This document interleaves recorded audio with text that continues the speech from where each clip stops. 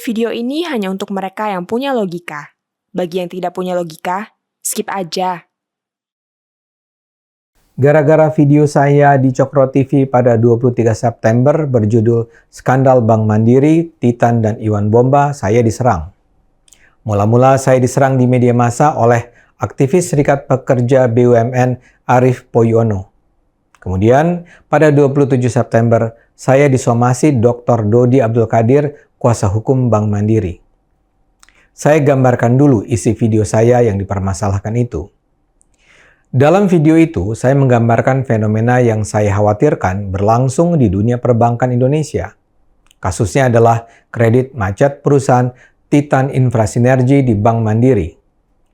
Pada 2018, Titan mendapat kredit sebesar 450 juta dolar US dari sebuah sindikasi bank yang terdiri dari Bank Mandiri, Bank CIMB Niaga, Credit Suisse, dan Trafigura.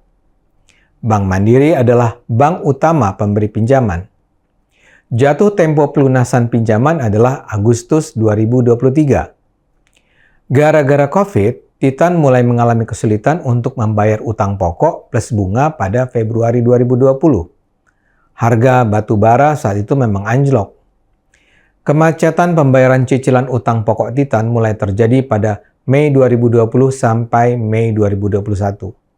Sekedar catatan, di masa itu dan di waktu berikutnya, Titan tetap membayar bunga utang.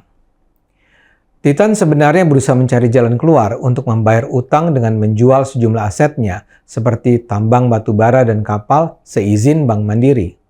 Sebagai debitur, Titan memang tak bisa begitu saja menjual aset tanpa persetujuan kreditur, yaitu Bank Mandiri. Tapi Mandiri menolak permohonan izin penjualan tersebut. Titan juga memohon restrukturisasi utang, semacam peninjauan kembali terma pembayaran utama kepada Mandiri sejak Februari 2020. Itu pun ditolak oleh Mandiri.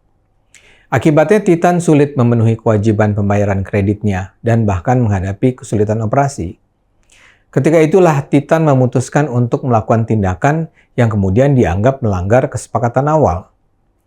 Uang pemasukan Titan tidak disalurkan untuk membayar kewajiban utang, tapi untuk menjalankan operasi kerja Titan. Masalahnya kemudian, Mandiri menuduh Titan melakukan penggelapan uang dan penipuan. Titan dituduh melakukan pelanggaran pidana. Ini adalah cerita versi ringkas dari apa yang saya sampaikan di video itu. Buat saya, ini menjadi masalah besar karena menurut saya, Mandiri terkesan ingin mempersulit Titan untuk memenuhi kewajiban pembayaran hutangnya. Kondisi yang menyebabkan Titan sempat mangkir dari kewajibannya adalah COVID, yang menyebabkan harga batubara anjlok. Tapi begitu harga batubara membaik, Titan kembali membayar hutangnya dengan patuh. Terhadap debitur semacam ini, Mandiri seharusnya justru membantu Titan agar kembali sehat, bukan malah menuntut Titan dengan tuduhan pidana, yakni penggelapan dan penipuan. Tapi cerita memang menjadi rumit karena ada informasi dari majalah Tempo bahwa Mandiri terkesan sengaja mempersulit pembayaran utang oleh Titan.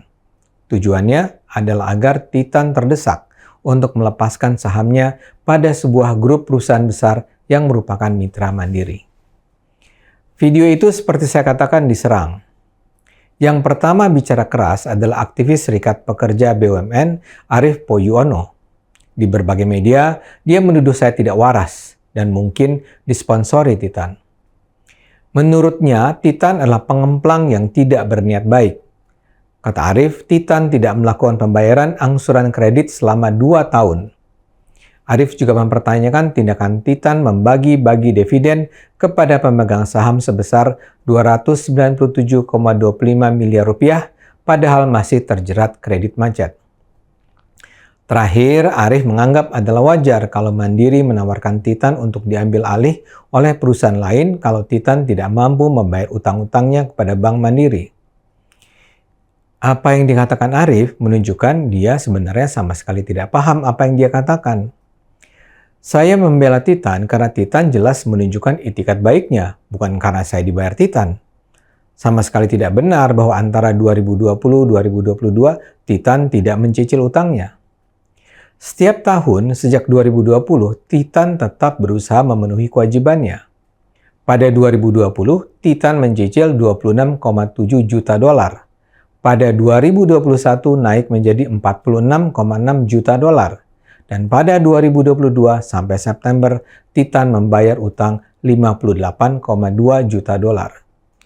Jadi Titan terus membayar utangnya.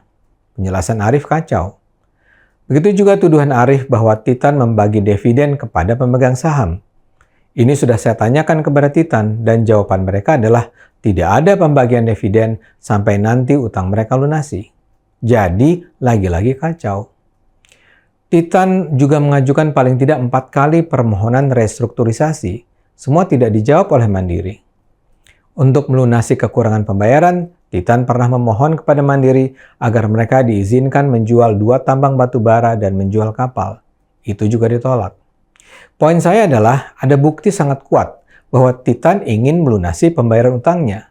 Dan kalaupun pada akhirnya Titan tetap menghadapi masalah, ya penyelesaiannya seharusnya dilakukan secara perdata, bukan pidana.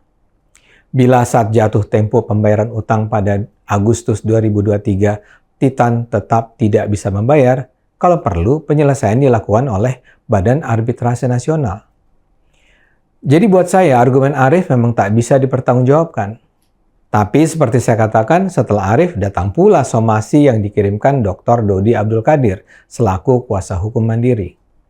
Mandiri mensomasi saya dengan anggapan bahwa materi yang saya sampaikan tidak sesuai dengan fakta, mengandung opini pribadi, dan kekeliruan informasi yang dapat menyesatkan publik, serta mengarah kepada fitnah yang merusak nama baik dan reputasi Bank Mandiri. Karena itu, dalam surat somasi tersebut, saya diminta untuk melakukan hal-hal di bawah ini. 1. Minta maaf kepada Bank Mandiri. 2. Pernyataan menyesal telah membuat dan menyiarkan konten yang dipersoalkan. 3. Mengakui bahwa konten saya itu bersifat manipulatif dan provokatif. 4. Bersedia melakukan setiap dan bentuk tindakan yang diperlukan berdasarkan permintaan Bank Mandiri. Dan 5. Melakukan penghapusan konten dalam channel YouTube Cokro TV tersebut. Saya tidak mungkin melakukan apa yang diminta karena Mandiri tidak mengklarifikasi apa yang dimaksudkannya dengan muatan yang tidak mencerminkan fakta atau bersifat tendensius atau mengandung kekeliruan informasi yang dapat menyesatkan publik serta mengarah kepada fitnah yang merusak nama baik dan kehormatan Mandiri. Dalam surat somasi itu, Mandiri memang menunjukkan ada 8 penggalan video yang dipersoalkan. Tapi tidak jelas apa yang dimaksud. Misalnya, Mandiri mempersoalkan kalimat saya yang berbunyi, pada April 2020, Titan mengajukan permohonan restrukturisasi hutang namun tak ditanggapi. Itu kalimat saya. Saya tidak paham mengapa ini dianggap bermasalah. Apa yang salah? Apakah menurut Mandiri tidak benar Titan mengajukan permohonan restrukturisasi?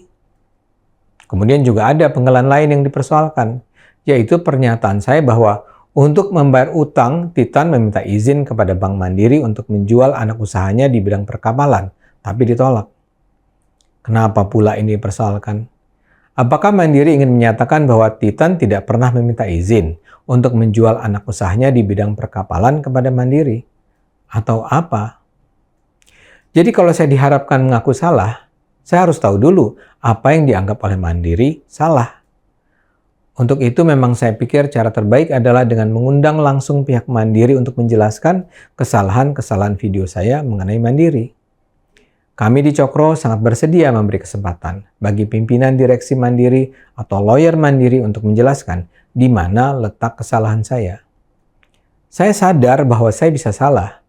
Tapi saya tidak akan minta maaf, apalagi menyatakan saya manipulatif untuk sesuatu yang tidak jelas. Jadi saya undang Mandiri untuk bicara secara terbuka, agar publik tahu apa yang menjadi duduk persoalannya.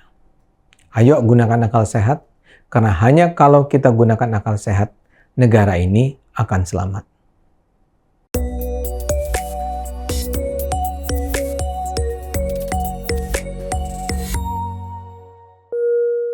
Video ini hanya untuk mereka yang punya logika. Bagi yang tidak punya logika, skip aja.